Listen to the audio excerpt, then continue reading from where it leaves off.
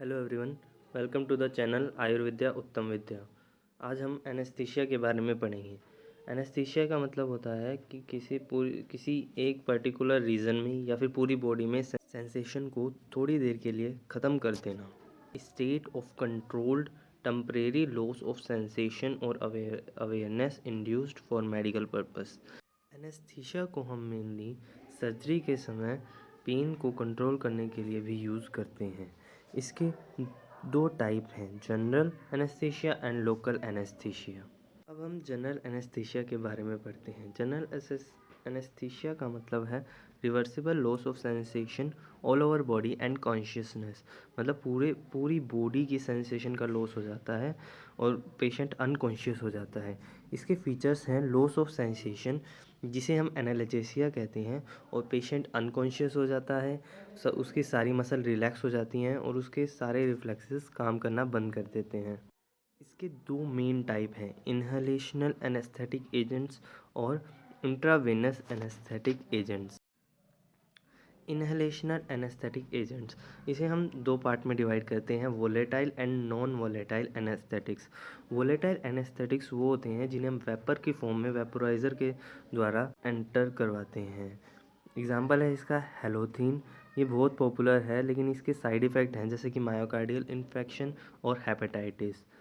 Isoflurane, इसकी pungent smell होती है लेकिन लेस साइड इफ़ेक्ट होते हैं। नॉन वोलेटाइल में आता है नाइट्रस ऑक्साइड, जिसे हम लिक्विड फॉर्म में सिलेंडर में स्टोर करके रखते हैं। इसकी स्मेल स्वीट स्मेल होती है और ये नॉन इरिटेंट होता है।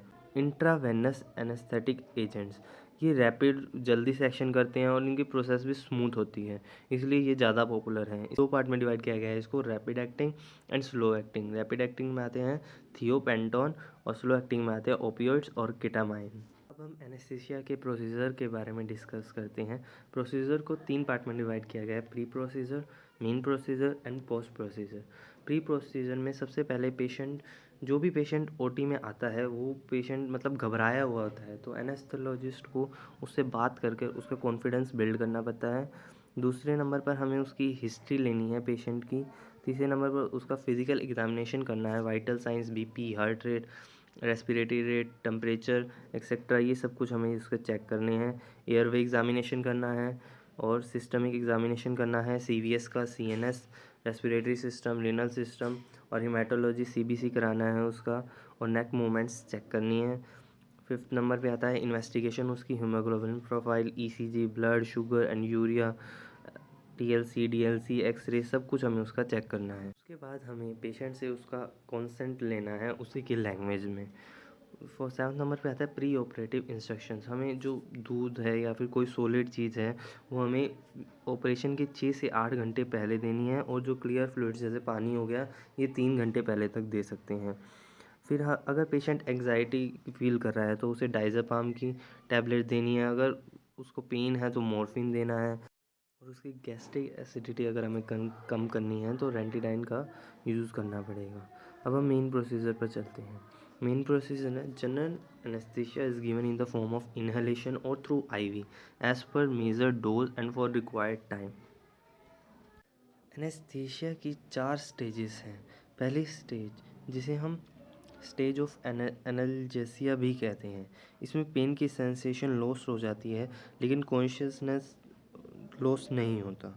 इसे हम माइनर सर्जरीज के लिए यूज़ करते हैं। सेकेंड स्टेज है स्टेज ऑफ एक्साइटमेंट, जिसे हम स्टेज ऑफ डिलीरियम भी कहते हैं। इसमें कॉन्शियसनेस लॉस्ट हो जाता है और जो हायर कंट्रोलिंग सेंटर्स हैं वो एबोलिश्ड हो जाते हैं, लेकिन जो इनवॉलेंट्री मूवमेंट्स है वो इसमें प्रेजेंट होती हैं।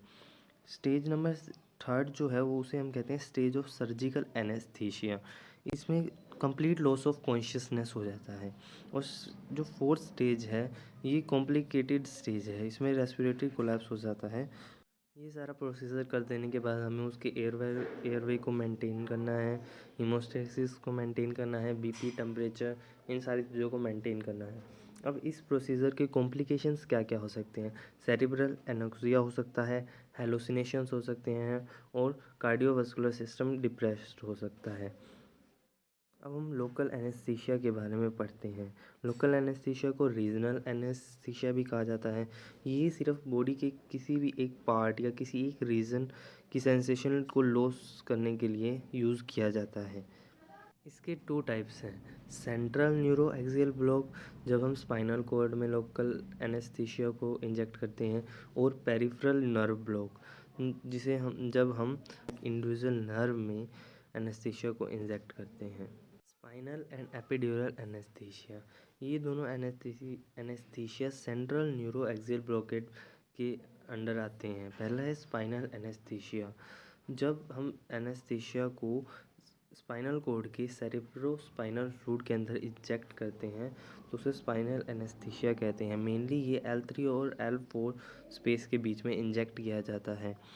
इसका यूज़ हम मेनली लिमिटेड ड्यूरेशन ब्लॉक करने के लिए करते हैं, मतलब सेंसेशन को एक लिमिटेड ड्यूरेशन के लिए ख़त्म करने के लिए इसका यूज़ किया जाता है। इसमें जो पोजीशन होती है, पोजीशन लेटरल या सिटिंग पोजीशन में हम इसको इंजेक्ट कर सकते हैं।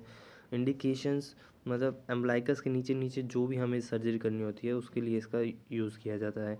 कॉन्ट्रा इंडिकेशंस, अगर पेशेंट मना कर दे तो इसका यूज़ नहीं करना।